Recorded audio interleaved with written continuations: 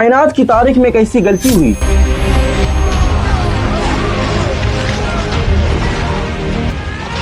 جس کی گونج آج بھی انسانوں کے کان میں سنائی دیتی ہے۔ یہ کہانی ہے کائنات کے پہلے باغی کی۔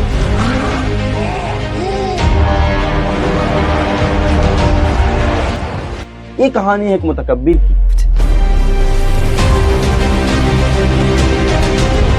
کیا آپ جانتے ہیں ایک مخلوق جو کئی فرشتوں کی استاد تھی، ابھی عرش کے قریب عبادت کیا کرتی تھی، آخر وہ کیوں ہمیشہ کے لیے مردود ہو گئی؟ السلام علیکم دوستو، میں ہوں سہیل احمد۔ آج ہم اس راز سے پردہ اٹھائیں گے جس نے اس کائنات کی تاریخ بدل دی۔ آج ہم جانیں گے ابلیس کی کہانی۔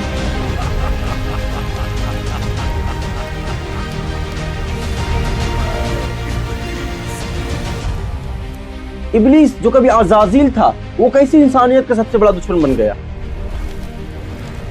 یہ صرف ایک کہانی نہیں بلکہ ہمارے اندر چھپا ہوا سب سے بڑا گناہ تکبر کی کہانی ہے۔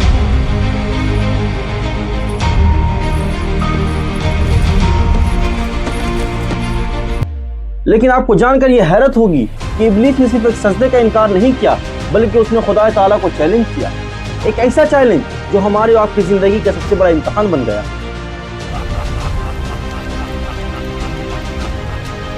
تو چلیے وقت میں پیچھے چلتے ہیں، ہزاروں سال پیچھے، جب اس دنیا میں انسانوں کا وجود بھی نہیں تھا۔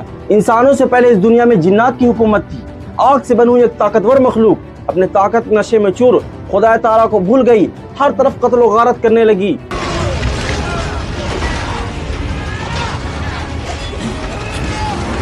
آخرکار اللہ تعالیٰ کے حکم سے فرشتوں کا لشکر اترا، انہوں نے شدید جناتوں کا خاتمہ کیا، اور جو بچ گئے وہ دور دراز جزیروں اور پہاڑوں میں چھپ گئے۔ مگر ان سب میں ایک جن مختلف تھا جس کا نام تھا عزازیل۔ وہ دن رات اللہ کی عبادت کرتا تھا۔ اس کی عبادت اور تقوی فرشتوں کو اتنا پسند آیا کہ فرشتے اسے اپنے ساتھ آسمانوں پر لے کر گئے۔ آسمانوں پر دن بدن اس کا مرتبہ بڑھتا ہی چلا گیا، یہاں تک کہ وہ فرشتوں کا سردار بن گیا۔ لیکن اس کے دل کے کسی کونے میں ایک خواہش چھپی تھی، اور وہ خواہش تھی دنیا کی بادشاہت کی۔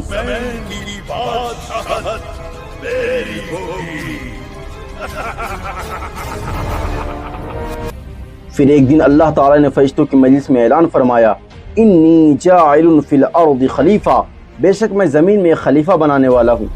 یہ سن کر عزازیل کو یقین ہو گیا یہ خلافت اسی کو ملے گی۔ آخر اس سے زیادہ عبادت گزار اور کون تھا؟ زمین کی خلافت تو مجھے ہی ملے گی۔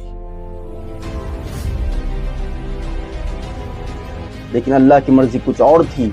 اللہ نے مٹی سے انسانوں کا پتلا بنایا اور پھر اس میں اپنی روح پھونکی اور اسے وہ علم سکھایا جو کسی مخلوق کے پاس نہیں تھا، تمام چیزوں اور تمام ناموں کا علم، اور وہ تھے آدم علیہ السلام۔ جب فرشتوں اور آدم علیہ السلام کا مقابلہ ہوا تو علم کی بنیاد پر آدم علیہ السلام کو فضیلت دی گئی، اور پھر وہ لمحہ آیا جس نے سب کچھ بدل دیا۔ اللہ نے حکم دیا آدم کو سجدہ کرو، پلک جھپکتے ہی تمام فرشتے سجدے میں گر گئے سوائے ایک کے، اور وہ تھا عزازیل۔ وہ اپنی جگہ کھڑا رہا، اس کے اندر کا تکبر، حسد اور غرور جاگ اٹھا۔ اللہ نے پوچھا، ابلیس تجھے کس چیز نے روکا کہ تو سجدہ نہ کرے؟ اس نے تکبر سے جواب دیا، میں آگ سے بنا ہوں اور آدم مٹی سے، میں بہتر ہوں۔ سوچیں، صرف ایک لمحے کے تکبر نے ہزاروں سال کی عبادت کو خاک میں ملا دیا۔ جو عزازیل تھا اب ہمیشہ کے لیے ابلیس بن گیا، یعنی ہمیشہ کے لیے مردود بن گیا۔ یاد رکھیں، مسئلہ صرف انکار کا نہیں تھا، مسئلہ اللہ کے حکم کے آگے اپنی عقل کو بڑا سمجھنے کا تھا۔ لیکن ابلیس نے توبہ نہیں کی، اس نے مہلت مانگی، قیامت تک کی مہلت، اور پھر اس نے قسم کھا کر کہا، میں ضرور انسانوں کو گمراہ کروں گا، میں ضرور انسانوں کو سیدھے راستے سے بھٹکاؤں گا، پھر میں ان کے سامنے سے، پیچھے سے، دائیں سے، بائیں سے، ہر طرف سے آؤں گا، اور تو ان میں سے اکثر کو ناشکرا پائے گا۔ اور اسی قسم کے ساتھ انسان اور شیطان کی جنگ کا آغاز ہو گیا۔ ابلیس کو آسمان سے نکال دیا گیا اور آدم علیہ السلام کو جنت میں بسا دیا گیا۔ سوال یہ ہے کہ آدم علیہ السلام، جن کو اللہ تبارک و تعالیٰ نے خود اپنے ہاتھوں سے بنایا، جن کو فرشتوں سے سجدہ کروایا، وہ ابلیس کے بہکاوے میں کیسے آ گئے؟ آخر وہ کون سا دھوکہ تھا، کون سا لالچ تھا جس نے جنت کی تمام نعمتوں کو بھلا دیا؟